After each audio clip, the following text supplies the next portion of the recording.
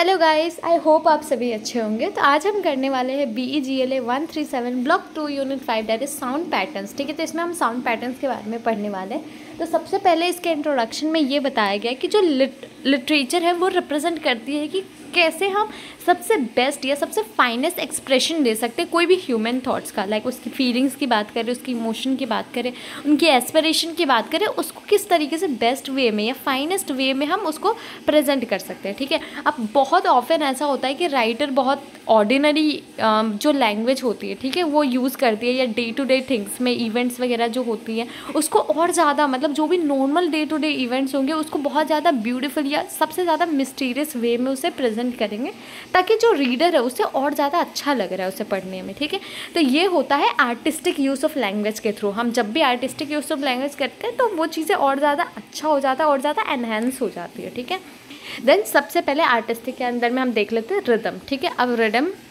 का मतलब होता है कि कोई भी मूवमेंट जो होता है जो एक रेगुलर इंटरवल्स पे होता है। ठीक है, चाहे हर 2 वर्ड के बाद सेम इंटरवल हो रही है, सेम मूवमेंट हो रही है एक तरीके से।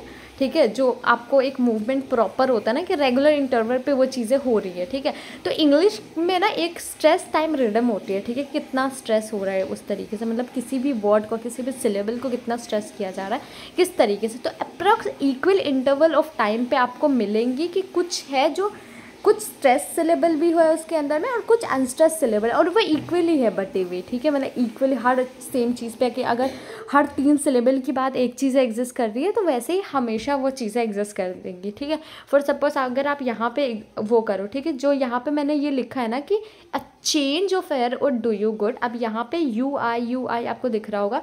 यू का मतलब है स्ट्रेस सिलेबल, ठीक है, आई मीन अनस्ट्रेस सिलेबल, और आई का मतलब स्ट्रेस सिलेबल जो है। ठीक है, तो यहाँ पे आपको दिख जाएगा, देखो इक्वल इंटरवल पे आ रहा है कि यू आई। ठीक है, चेंज ऑफ एयर और डू यू गुड वैसे। ठीक है, तो इस वे में बढ़ती है ये चीज़ें।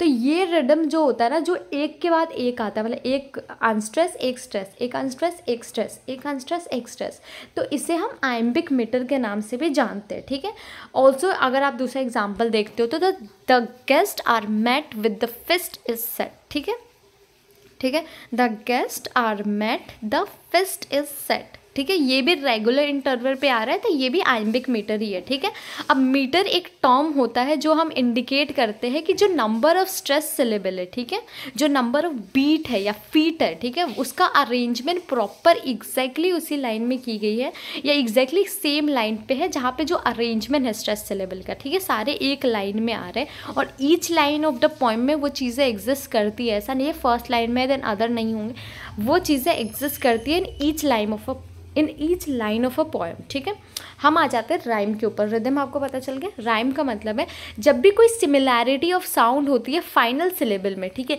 मतलब जब मैं पोएम लिखूंगी, फॉर सपोज मैंने शायरी लिखी, कोई पोएम लिखी है 8 लाइन्स की। अब 8 लाइन्स के हर लास्ट वाला जो होगा, कभी कभी ऐसा होता है फर्स्ट एंड थर्ड मैच करती है, देन उसका नेक्स्ट उस तरीके से होते हैं। कभी कभी होता है हर लाइन का ना लास्ट टाइम है थोड़ा थोड़ा आपको साउंड में ना सेम सा लगेगा। ठीक है, कि उसकी जो फाइनल सिलेबल है वो उसका जो वर्ड्स है, ठीक है, उसका साउंड बिल्कुल सेम है। ठीक है, अब ये कोई पर्टिकुलर इफेक्ट डालने के लिए बनाई जाती है कि Johny Johny yes papa eating sugar no papa, ये just to make a sound ये थोड़ा सा इंटरेस्टिंग लग रही है। ठीक है, इवन शायरी वगैरह इतनी खूबसूरत, इतनी अच्छी इसलिए ही लगती है क्योंकि उसमें हम राइम का यूज़ करते हैं। जब चीज़ें राइम होती है ना तो एक तो रिलेटेबल होती है, दूसरी जब राइम करती है ना बहुत ज़्यादा, लिटरली बहुत ज़्यादा अच्छी लगती है। ठीक है, मैं सुनाऊँगी तुम लोगों को कभी।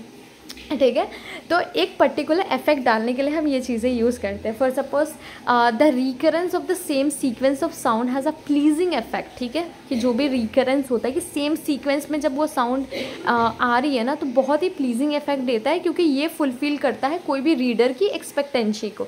जब भी कोई भी रीडर का एक्सपेक्टेंसी पूरी होती है तो उन्हें वो बहुत अच्छा लगता है या इंटरेस्टिंग लगता है। ठीक है, दूसरी चीज़ कि ये एक एंड ऑफ द लाइन में ये चीज़ें मार्क होती है। अगर आपको समझना है राइम कैसे, तो वो एंड ऑफ द सेंटेंस को अगर आप देखते हो तो वहाँ पे आपको मिल जाएगा एंड ऑफ ईच लाइन। ठीक है, ऑल्सो अगर आप ये पर्टिकुलर राइम स्कीम को किसी भी स्टैंजा में अडॉप्ट करते हो तो जो पॉइंट होता है वो डिफरेंट लाइन को एक साथ बाइंड कर सकता है या उनके बीच का जो यूनिटी है उसे अचीव कर सकता है कहीं ना कहीं। ठीक है, बहुत सारे लिरिक्स, बहुत सारे सॉन्ग्स वगैरह आप देखो, बेलेक्स वगैरह जो होते हैं वो राइम वगैरह का यूज़ करते हैं ताकि वो और ज़्यादा अपने चीज़ों को अच्छा बना सके, ठीक है। फॉर सपोज यहाँ पे ही holds him with his glittering eyes, the wedding girl stood still and listens like a 3 years old child, the Marian had his will।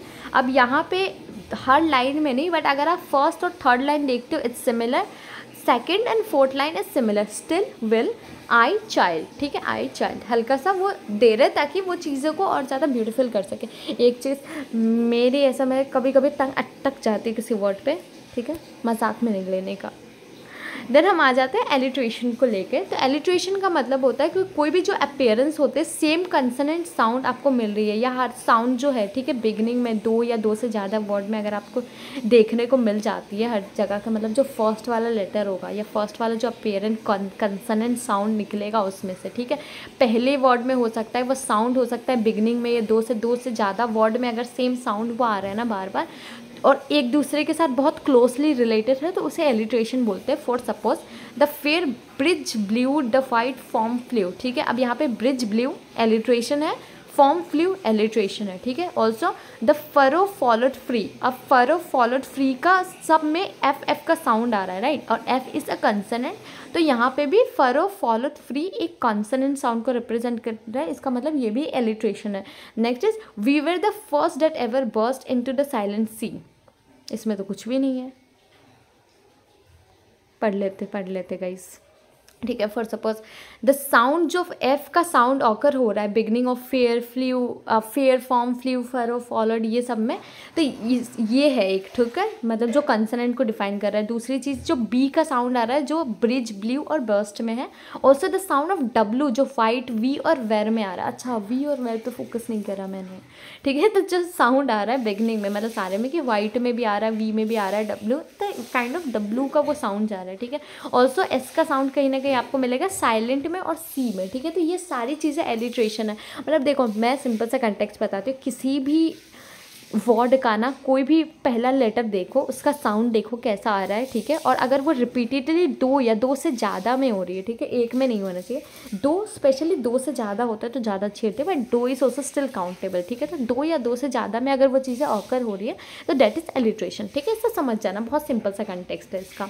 Then अगर आप एसोनेंस की बात करते हैं, ठीक है, तो एसोनेंस का मतलब है जब भी जो वे जो होता है कि किस तरीके से वर्ड का साउंड निकलता है, उसमें जब सिमिलैरिटी होती है, स्पेशली उसमें जब वोवेल की साउंड निकल के आती है, तो उसे एसोनेंस बोलते हैं। जैसे इससे पहले एलिट्रेशन पे हम कंसोनेंट साउंड को देख रहे थे, इसमें जो साउंड की सिमिलैरिटी में हम वोवेल का साउंड देखेंगे, ठीक है।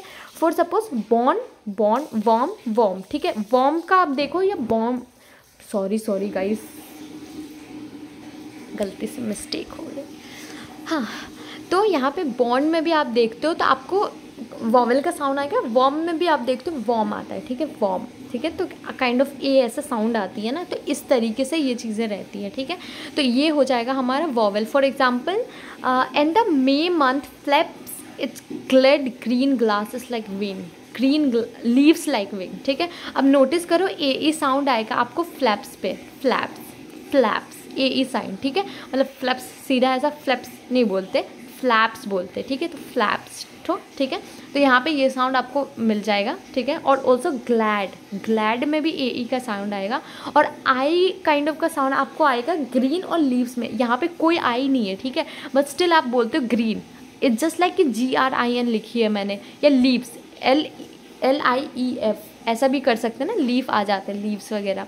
तो इस वे में आपको हल्का सा आई की साउंड आएगी, जो भी एक वॉवेल है। मतलब नॉर्मली आपको नोटिस करना है कि क्या साउंड आ रहा है। मैं बता रही हूँ, यहाँ पे मैं एक्सप्लेन कर रही हूँ तो मैं आराम से नॉर्मली ऐसा बोल देती हूँ, ठीक है। जब भी आपको एग्ज़ाम में आए, मेक श्योर आप हर वर्ड को ना बहुत ध्यान से पढ़ रहे हो, हर एक वर्ड को ध्यान से प्रोनाउंस करके उस पर नोटिस कर रहे हो कि ये एलिट्रेशन है या फिर एसोनेंस है या फिर क्या है एग्जैक्टली, रिदम है, राइम है, क्या चीज़ें एग्जिस्ट करती है, ठीक है। वो चीज़ों पे आपको बहुत ध्यान देना होगा। लिटरली आपको ऐसे पढ़ना हो पड़ेगा कि and the May month flaps its glad green leaves like wings, ताकि आपको एक्चुअल चीज़ें समझ आए कि कहाँ पे इन्होंने, मतलब कौन से सिलेबल पे इतना जोड़ दिया गया है किस तरीके से उसका साउंड निकल के आ रहा है, ये सारी चीज़ें आपको नोटिस करनी है, ठीक है। यहाँ पे एक्सप्लेनेशन में नोटिस उतनी नहीं हो पाती है, you have to do that, ठीक है। मतलब मेन यही होता है, मतलब अगर आप बोलते हो एसोनेंस की, तो जब वॉवल साउंड निकलती है, एलिट्रेशन मतलब जब कोई भी कंसोनेंट साउंड निकलती है, ठीक है।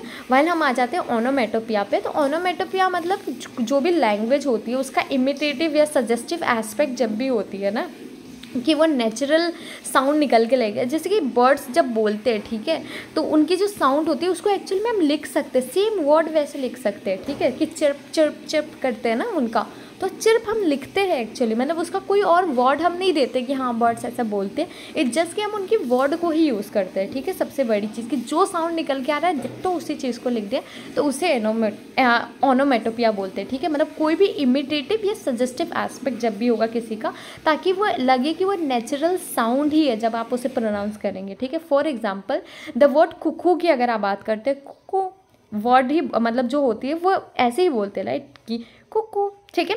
तो डैट इज़ जो हमने कोको यूज़ किया वो एक्चुअल में यूज़ किया, ये साउंड है, ये चीज़ नेचुरल साउंड दिखा दी है, ठीक है। जो बर्ड चिर्प करती है या स्विस का जब साउंड आता है ना, जब न्यूज़पेपर को अलग से मतलब अलग डोर के नीचे से ऐसा वो डालते हैं ना न्यूज़पेपर वाले, मतलब आपके दरवाजे के नीचे से ऐसा करेंगे तो वो जो साउंड आती है वो डिट्टो वैसे लिखे जाते हैं। इवन जो रशल होते हैं लीव्स के, ठीक है, ठीक है, तो वो जब हाई विंड होती है ना, तो लीव्स वगैरह जब मूव करती है, सूखी वगैरह स्पेशली होते हैं, तो रसल की साउंड आती है, तो इसे ओनोमेटोपिया बोलते हैं। मतलब कोई भी चीज़ें जब आपको लगे कि ये नेचुरल साउंड को ही दर्शाती है तो उसे बोलते हैं ओनोमेटोपिया, ठीक है। इस यूनिट में इतना था आपने साउंड के बारे में पता, अदर्स जो होती है वो आपको नेक्स्ट यूनिट वगैरह में मिल जाएंगे।